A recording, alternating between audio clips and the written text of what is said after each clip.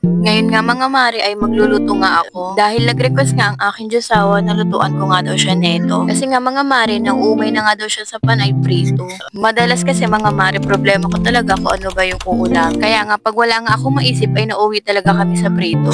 Kaya tara samahan nyo nga ako at sisimulan na natin ang ating pagluluto. And speaking of prito mga mare, nagluto nga muna ako ng scramble dyan para nga sa aking bunsong anak. Dahil yung ating nga iluluto ay hindi nga advisable kainin ng mga bata. Kaya nga pinagprito ko na lang ang anak ko na dahil alam natin pag mga bata ay itlog lang ay masaya na nga sila. At ito namang isa kong iluluto ay para naman ito sa aking panganay na anak. At kung nagtataka nga kayo kung bakit sila magkaiba ng gusto sa luto ng itlog, ay hindi ko nga rin alam mga mare, ewan ko ba sa trip nila. Ayan nga at nagdagdag nga ako ulit dyan ng mantika. At papainitin nga muna natin yan bago natin ilagay ang ating baboy. At hinalo-halo nga muna natin yan para nga hindi sila magdikit-dikit. At pagkatapos ay atin nga muna siya dyan tatakpan at iiwan. At pagkatapos nga ng ilang minuto ay atin nga siya ulit babalikan at bubuksan. Hahaluin nga lang natin yan para nga magpantay-pantay yung luto nila. At tatakpan nga natin ulit siya at hihintayin nga lang natin siyang mag-brown. At pag nag-brown na nga siya ng ganyan, ayan, at bubuksan nga lang natin ulit at ating hahaluin. At pag ganyan na nga ang itsura niya ay pwede na nga natin siyang hanguin. At pagkatapos nga ilagay lang natin tong ating tokwa. Halu-haluin nga lang natin to para nga hindi rin siya magdikit-dikit. At dagdagan nga lang natin siya ng konting mantika. Mas maganda kasi kapag babad siya sa mantika. Sa totoo lang nga mga mare, hindi ko nga masteral ang pagluluto. Kasi biruin nyo nga, IT ang course ko, pero bigla ako naging culinary sa bahay. Ewan ko ba mga mare, pero siguro ganun talaga kapag naging nanay ka na nga.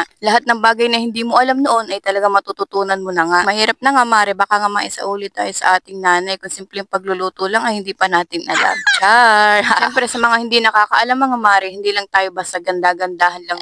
Sarap-sarapan din kung minsan, wag kung ano-ano iniisip. Sabi nga nila, di ba, a true man's heart is through his stomach. Wow. Diba? Ang dami kong hanash mga mare at mabalik na nga tayo dito sa ating niluluto. At ilagay na nga natin itong ating sili mga mare at halu-haluin nga lang natin yan dyan. Kaya sa mga hindi nakakaalam mga mare, ako nga ay spicy lang.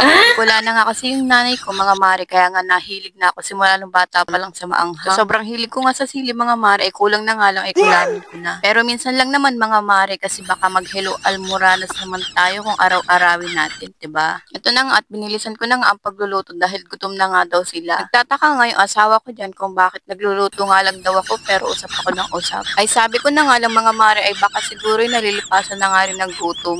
O siya, okay na to, yun lang. Bye-bye!